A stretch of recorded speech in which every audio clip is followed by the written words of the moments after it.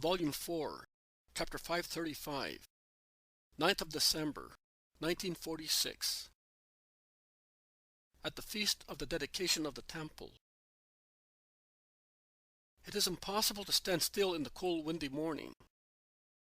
A biting wind blowing on the top of the Moriah from northeast is causing garments to flutter and eyes and faces to redden. And yet there are people who have come up to the temple to pray. But there are no rabbis with their respective groups of disciples. And the court looks larger and, above all, more dignified, deprived of the bawling pompous gang that usually dwells there. And it must be very odd to see it so empty, because everybody is surprised, as if it were something new. And Peter becomes suspicious as well. But Thomas, who looks even more robust, enveloped as he is in a wide heavy mantle, says, "They must have locked themselves in some room, lest they should lose their voices. Are you missing them?" And he laughs. "Not I. I wish I never saw them again. But I would not like it to be—" And he looks at the Iscariot, who is silent. But when he is aware of Peter's glance at him, he says, "Actually, they promise not to trouble us any more, unless the Master should scandalize them. They will certainly be watching us, but as no one here sins or offends, they are not showing themselves. So much the better. And may the Lord bless you, boy, if you succeeded in making them reason." It is still early. There are only a few people in the temple.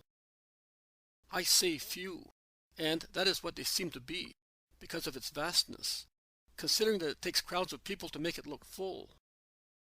200 or 300 people are hardly noticed in that complex of courts, porches, halls, corridors.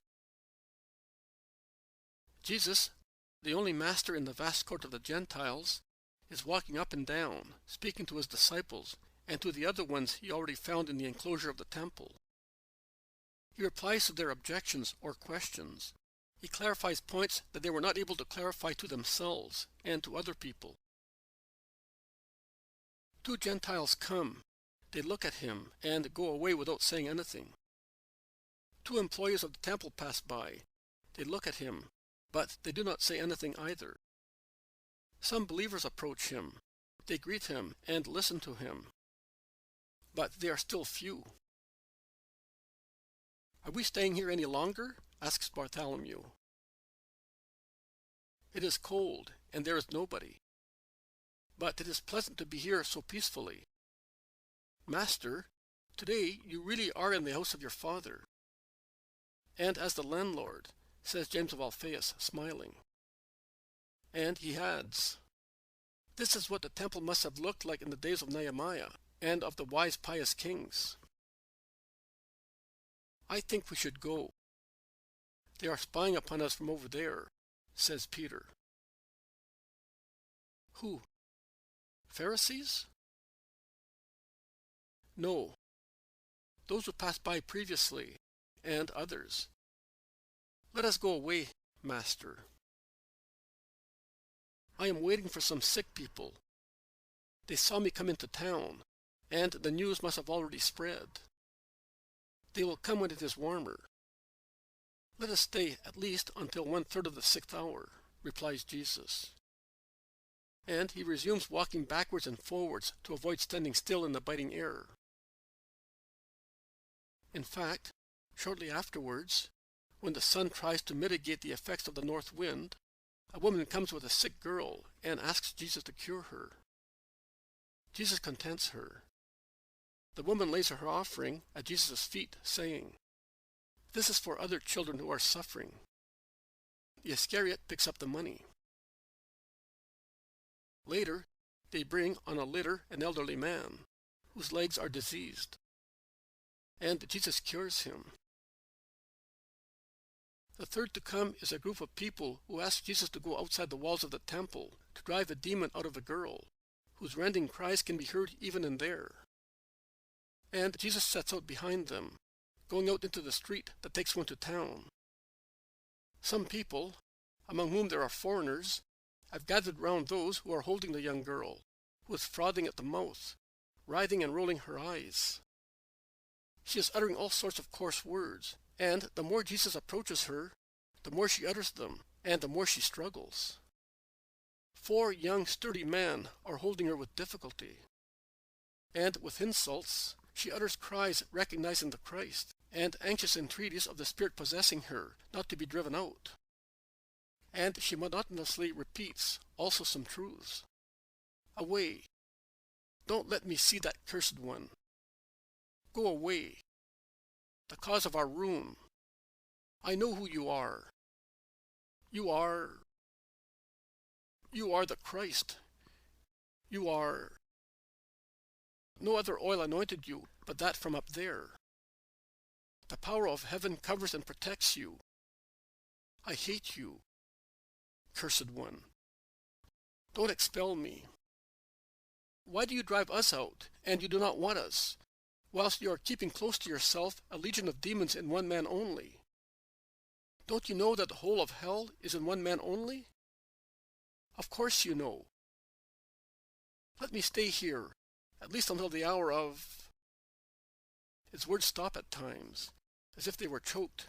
At times they change, or they stop first, and then they are drawled amid cruel howls, as when she shouts, "At least allow me to go into him. Don't send me down into the abyss. Why do you hate us, O Jesus, Son of God? Are you not satisfied with what you are? Why do you want to rule also over us? We do not want orders. Why have you come to persecute us, since we denied you? Go away. Don't pour the fire of heaven on us. Your eyes. When they become extinguished, we will laugh. Ha! No, not even then. You defeat us. You defeat us.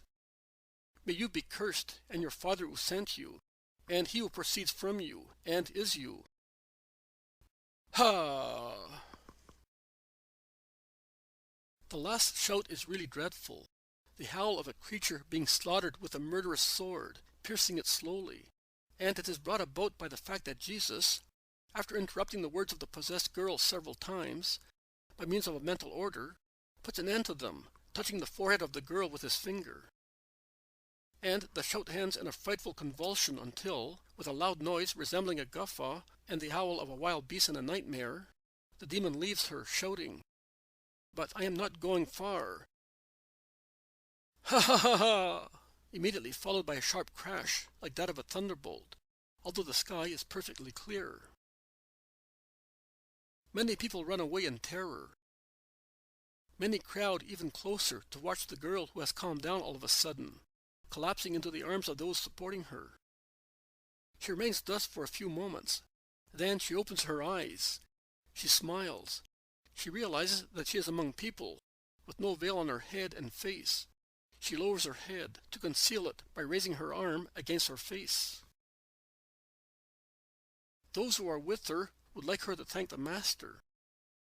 But he says, "Do not disturb her modesty. Her soul is already thanking me. Take her home, to her mother. It is the right place for a girl." And leaving the people behind him, he goes back to the temple, to the same place as before. "Lord, did you notice that many Judeans followed us? I recognize some of them. There they are, over there. They are the ones who were spying upon us previously. Look how they are discussing among themselves," says Peter. They must be discussing into which of them the demon has gone. There is also Nahum, Annas' trustee. He is the right type, says Thomas. Yes, but you did not see because you had your back turned on him. But the fire burst out just over his head, says Andrew, while his teeth are almost chattering. I was close to him, and I got a fright. Actually, they were all gathered together. But I saw the fire burst over us, and I thought I was going to die. And more than that, I trembled for the Master. It seemed to be suspended over his head, says Matthew. Not at all. I saw it come out of the girl and burst over the wall of the temple, states Levi, the shepherd disciple. Do not argue with one another. The fire did not point out at anybody. It was only the sign that the demon had fled, says Jesus. But he said that he was not going far, objects Andrew. Words of a demon. They are not to be listened to. Let us instead praise the Most High for these 3 children of Abraham, whose bodies and souls have been cured. In the meantime, many Judeans who have come out from here and there, but there is neither a Pharisee, nor a scribe, nor a priest in the group, approach Jesus and surround him, and one of them comes forward, saying, "You have done great things today, the real work of a prophet, of a great prophet. And the spirits of the abyss have said great things of you. But their words cannot be accepted unless your word confirms them. We are dismayed at those words. But we are seriously afraid of being deceived, because Beelzebub is known to be the spirit of falsehood. We would not like to be mistaken or to be deceived. So tell us who you are, speaking the truth and justice." Have I not told you many times who I am? I have been telling you for almost 3 years, and before me, John told you at the Jordan, and the voice of God from heaven. That is true. But we were not there then. Since you are just, you must understand our worry. We would like to believe that you are the Messiah. But too often, the people of God has been deceived by false Christs. With an unerring word, comfort our hearts that are hoping and waiting, and we will worship you. Jesus looks at them severely. His eyes seem to be piercing their flesh and laying their hearts bare. He then says, "Very often, man can really tell lies better than Satan. No, you will not worship me. You never will, no matter what I tell you. And even if you did, whom would you worship?" Whom? Our Messiah. Would you be worth so much? Who is the Messiah according to you? Tell me, that I may know what you are worth. The Messiah? The Messiah is he who, by God's order, will gather together the scattered people of Israel, making it the triumphant people under whose power the whole world will be subject. What? Do you not know what the Messiah is? I know, but not as you know. So, according to you, is he a man who, excelling David and Solomon and Judas Maccabee, will make Israel the nation that will rule over the world? That is what he is. God promised it. All vengeance, all glory, all vindication will come from the promised Messiah. It is written, "You shall worship no one but the Lord your God." Why then should you worship me, if in me you can only see the man Messiah? What else should we see in you? What? And you have come to question me with such feelings?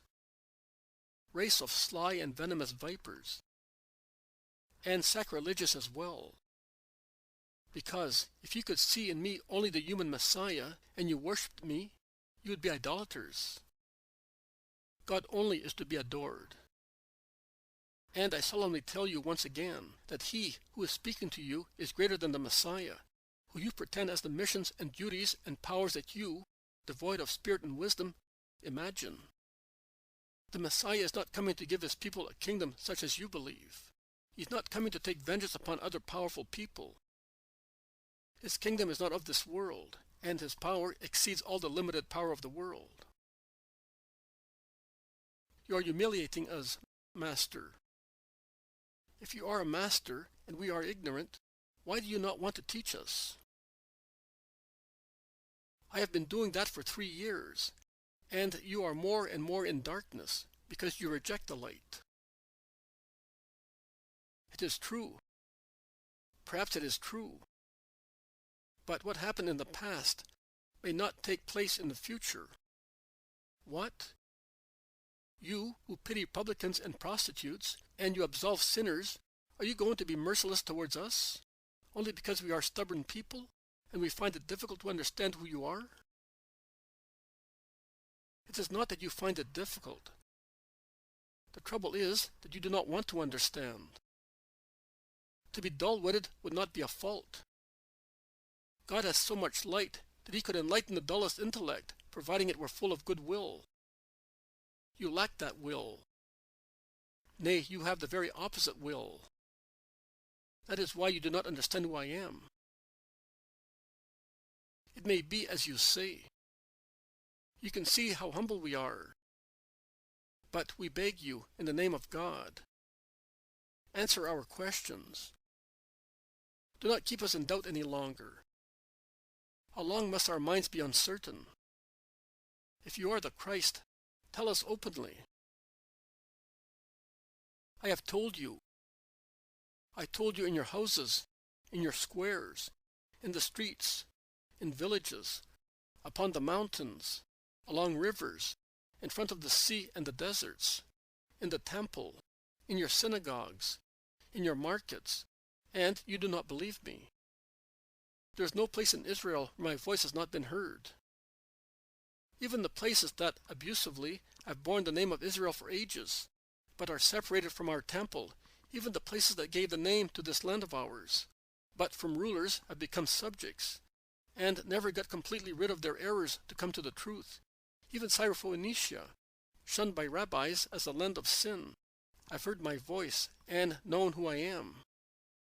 I told you, and you do not believe my words. I acted, and you have not paid attention to my action with good spirit. If you had done that, with the right intention of making sure of me, you would have ended up by having faith in me, because the deeds I accomplish in the name of my Father bear witness to me.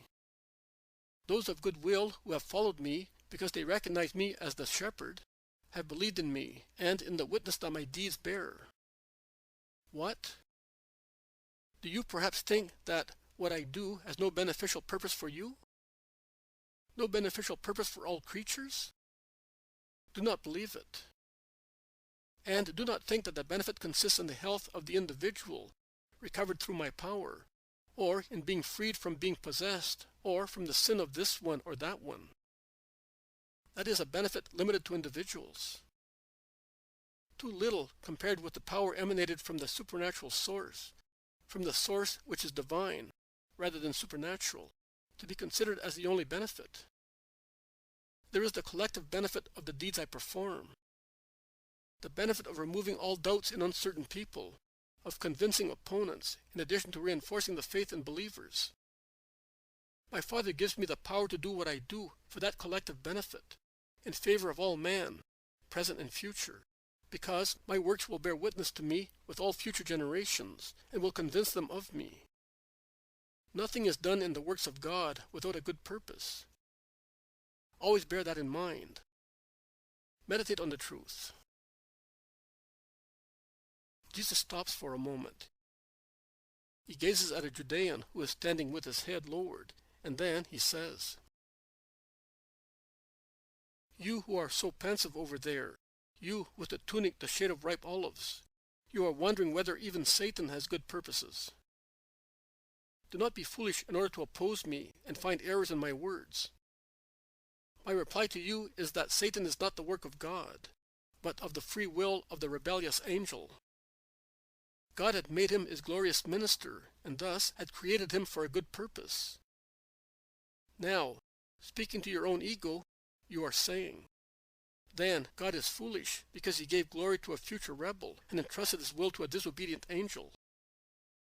I reply to you, God is not foolish, but he is perfect in his thoughts and deeds. He is the most perfect one. Creatures are imperfect, even the most perfect ones. There is always a point of inferiority in them, as compared with God. But God, who loves them, has granted them free will so that, through it, the creature may be perfected in virtue and thus become more like God Father. And I also tell you, O mocker and shrewd seeker of sin in my words, that God draws a good purpose also from evil brought about voluntarily, that of making men possess a glory they deserved. The victories over evil are the crowns of the chosen ones. If evil could not give rise to good consequences for people full of goodwill, God would have destroyed it. Because nothing in creation must be completely devoid of incentives or good consequences. Are you not replying to me? Is it hard for you to have to admit that I read your heart and I defeated the unfair elations of your twisted thought? I will not compel you to do so. In the presence of so many people, I will leave you to your own pride. I do not claim to be declared winner by you. But when you are alone with these people, who are like you, and with those who sent you, then do admit that Jesus of Nazareth read the thoughts of your mind and choked the objections in your throat with the only weapon of his word of truth. But let us leave this personal interruption and revert to the many people who are listening to me. If one person only among many should convert the spirit to the light after hearing my words, my fatigue of speaking to stones, nay, to sepulchres full of vipers, would be recompensed. I was saying that those who love me have recognized me as the shepherd because of my words and my deeds. But you do not believe. You cannot believe, because you are not my sheep. What are you? I am asking you. Ask yourselves in the depth of your hearts. Do not be foolish. You can know yourselves for what you are. It is enough to listen to the voices of your souls that are not happy to continue offending the Son of Him who created them. Even if you know what you are, you will not admit it. You are neither humble nor sincere. But I will tell you what you are. You are partly wolves and partly wild goats. But none of you, notwithstanding that you wear the skins of lambs pretending to be lambs, are true lambs. Under the soft white fleece you have all the cruel colors, the pointed horns, and the fangs of claws of billy goats or wild beasts. And you want to remain such, because you delight in being such, and you dream of ferocity and rebellion. That is why you cannot love me, and you cannot follow and understand me. If you come into my flock, you do so to harm, to cause sorrow, and to create disorder. My sheep are afraid of you. If they were like you, they should hate you. But they are not capable of hating. They are the lambs of the Prince of Peace, of the Master of Love, of the merciful Shepherd. And they cannot hate. They will never hate you, as I will never hate you. I leave hatred to you, as it is the wicked fruit of the troubled concupiscence with the unrestrained ego in the animal man, who lives forgetting that he is also a spirit, besides being flesh. I keep for myself what is mine, love. And I transmit it to my lambs, and I offer it also to you, to make you good. If you became good, you would understand me, and you would belong to my flock, like the others who already are in it. We would love one another. I and my sheep love one another. They listen to me. They recognize my voice. You do not understand what it really means to know my voice. It means that one has no doubts about its origin, and one can distinguish it among 1,000 other voices of false prophets as the true voice that came from heaven.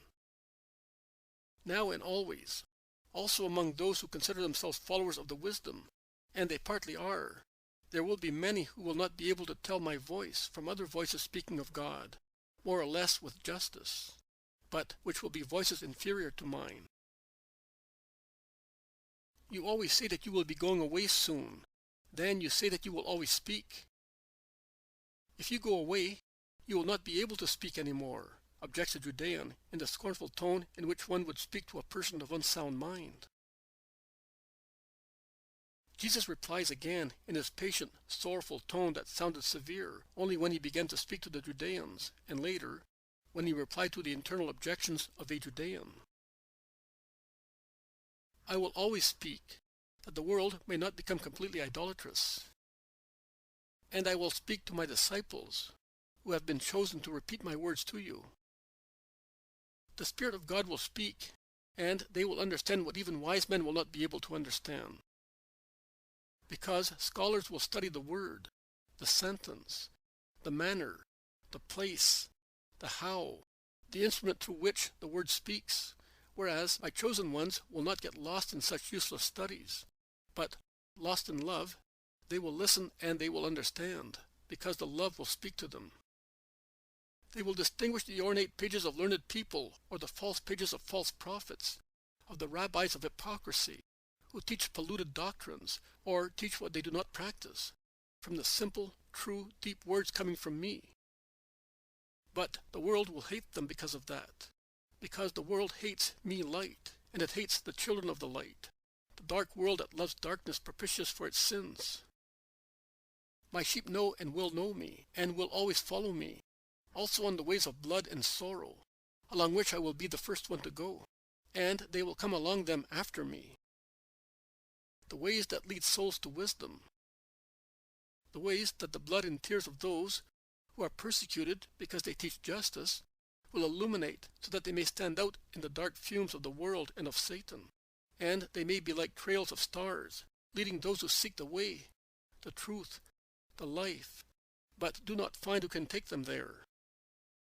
Because that is what souls are in need of a guide who may lead them to the life, to the truth, to the right way. God is merciful towards the souls that seek and do not find, not through their fault, but because of the laziness of shepherds who are like idols. God is merciful towards the souls that get lost when they are abandoned to themselves and are received by Lucifer's ministers, who are always ready to welcome those who have lost their way, to make them proselytes of their doctrines. God is merciful towards those who have been deceived only because the rabbis of God, the so-called rabbis of God, have taken no interest in them. God is merciful towards all those who come up against depression, darkness, death, through the fault of false teachers who have only the appearance of teachers and the pride of being called such. And for those poor souls, he has sent the prophets for his people, as he sent me for the whole world. So later, after me, he will send the servants of the word, of truth and love, to repeat my words. Because my words give the life. Therefore, my sheep of the present times and of the future will have the life that I give them through my word, and it is eternal life for those who accept it, and they shall never perish, and no one will ever be able to snatch them from my hands. We have never rejected the words of the true prophets. We have always respected John, who was the last prophet, replies the Judean angrily, and his companions echo him. He died in time not to be hated and persecuted also by you. If he were still alive, his "it is against the law," uttered for incest, would be repeated also to you as you commit spiritual adultery by fornicating with Satan against God. And you would kill him as you intend to kill me. The Judeans become angrily uproarious, and they are ready to strike, as they are tired, feigning to be meek. But Jesus is not worried. He raises his voice to dominate the tumult, and he shouts, "And you ask me who I am, hypocrites? You said that you wanted to know to be certain. And now you say that John was the last prophet. And twice you condemn yourselves for lying. Once because you say that you have never rejected the words of the true prophets, and then because, by saying that John is the last prophet and that you believe the true prophets, you deny that I also am a prophet, at least a prophet, and a true one. Lying lips, deceitful hearts. Yes, I solemnly tell you, here in the house of my Father, that I am more than a prophet. I have what my Father gave me. What my Father gave me is more precious than everything and everybody, because it is something on which the will and power of man cannot lay their rapacious hands. I have what God gave me, and although it is in me, it is still God, and no one can snatch it from the hands of my Father or from me, because it is the same divine nature. My Father and I are one. Ah! How horrible!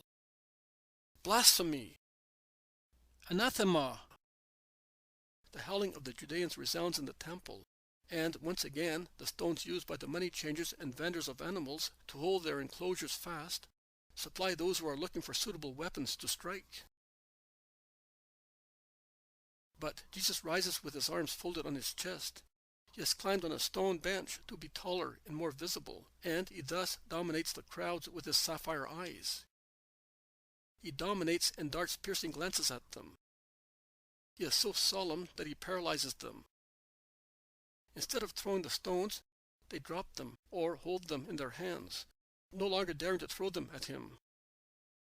Also, their shouting subsides in a strange bewilderment. It is really God flashing in his Christ. And when God flashes thus, even the most arrogant man becomes mean and frightened.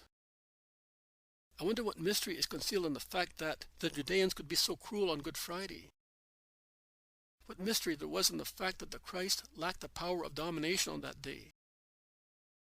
It was really the hour of darkness, the hour of Satan, and they were the only ones who reigned. The divinity, the paternity of God had abandoned the Christ, who was nothing but the victim. Jesus remains thus for a few moments. He then resumes speaking to that corrupt and pusillanimous rabble that has lost all arrogance, seeing only a divine flash. Well, what do you want to do? You asked me who I was. I told you.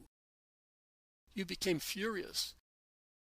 I reminded you of what I have done. I have shown you and reminded you of many good deeds coming from my Father and accomplished with the power given to me by my Father. For which of those deeds are you going to stone me? Because I taught justice? Because I brought the gospel to man? Because I came to invite you to the kingdom of God? Because I cured your sick people, making the blind see, the paralytic walk, the dumb speak? Because I freed those who were possessed? I raised the dead? I assisted the poor? I forgave sinners? I loved everybody, also those who hate me, you and those who sent you? So, for which of these deeds do you want to stone me? It is not because of the good actions you have done that we want to stone you, but because of your blasphemy, because you, who are a man, are making yourself God. Is it not written in your law? I said, you are gods, and children of the Most High. Now, if God called gods those to whom he spoke, giving an order, to live so that the likeness and image of God existing in man may appear clearly, and man may not be a demon or a brute. If men are called gods in the Scriptures, all inspired by God, whereby they cannot be modified or cancelled according to the will and interest of man, why do you say to me that I blaspheme, I whom the Father consecrated and sent to the world? Because I say, I am the Son of God. If I did not work the deeds of my Father, you would be right in not believing me. But I do them, and you do not want to believe me. Believe at least those deeds, so that you may know and acknowledge that the Father is in me, and that I am in the Father. The storm of shouts and violence begins all over again, and is louder than previously. From one of the terraces of the temple, on which priests, scribes, and Pharisees were certainly concealed to listen, many voices shout, "Get hold of that blasphemer! His sin is now a public one. We have all heard him. Death to the blasphemer who proclaims himself God. Punish him as you punish the son of Shelomith of Dibri. Take him out of town and stone him. It is our right. It is written, he who blasphemes must die." The incitements of the leaders stimulate the wrath of the Judeans, who try to seize Jesus, tie him up, and hand them over to the magistrates of the temple, as they are already rushing there, followed by the temple guards. But once again, the legionaries are faster than they are, as, watching from the Antonia, they have seen the tumult, and they come out of the barracks towards the spot where they are shouting. And they respect no one. The shafts of the lances fall heavily on heads and backs, and they stimulate one another with jeers and insults to deal with the Judeans. Lie down, you dogs. Make way. Strike that stingy fellow hard, Licinus. Go away. Fear makes you stink more than ever. What do you eat, you dirty ravens, to be so fetid? You are right, Basso. They purify themselves, but they still stink. Look at that big-nosed fellow over there. Put them against the wall, and we will take their names. And you, Howells, come down from there. In any case, we know you. The centurion will have to write a good report for the garrison commander. No, leave that one. He is an apostle of the rabbi. Don't you see that he looks like a man and not like a jackal? Look. Look how they are running away over there. Let them go. To have them all convinced, we should have them all transfixed on our shafts. Only then they would be tamed. I wish it happened tomorrow. Ah, I caught you and you are not getting away. I saw you, you know. The first stone was yours. And you will have to answer for striking a soldier of Rome. And this one, too. He cursed us, insulting our insignia.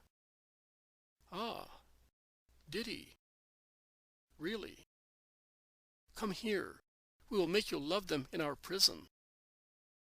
And so, charging and sneering, catching some and putting some to flight, the legionaries clear the vast court. But only when the Judeans see two of them being arrested, they reveal themselves for what they are, real cowards. They either run away, making a din like hens that see a hawk fly down towards them, or they throw themselves at the feet of the soldiers, imploring mercy with revolting servility and flattery. A non-commissioned officer, to whose calf an old wrinkled man clings, one of the fiercest against Jesus, calling him noble and just, gets rid of him with a vigorous jerk that makes the Judean tumble 3 steps backwards, and he shouts, "Go away, you old stingy fox!" And, addressing one of his companions, showing his calf, he says, "They have nails like foxes, and slaver like snakes. Look here. By Jove, Maximus, I am going to the Thermae at once to get rid of the marks of that slobbery old man." And he goes away angrily, with his calf marked with scratches. I have lost sight of Jesus completely. I could not say where he has gone, or by which gate he has gone out. I only saw for some time the faces of the 2 sons of Alphaeus and of Thomas appear and disappear into confusion, struggling to make their way, and the faces of some shepherd disciples intent on the same work. Then they also disappeared, and I was left with the last din of the wicked Judeans, intent on running here and there to avoid being captured and identified by the legionaries, who, I got the impression, enjoyed themselves, being able to hit the Jews hard, making up for all the hatred with which they had been gratified.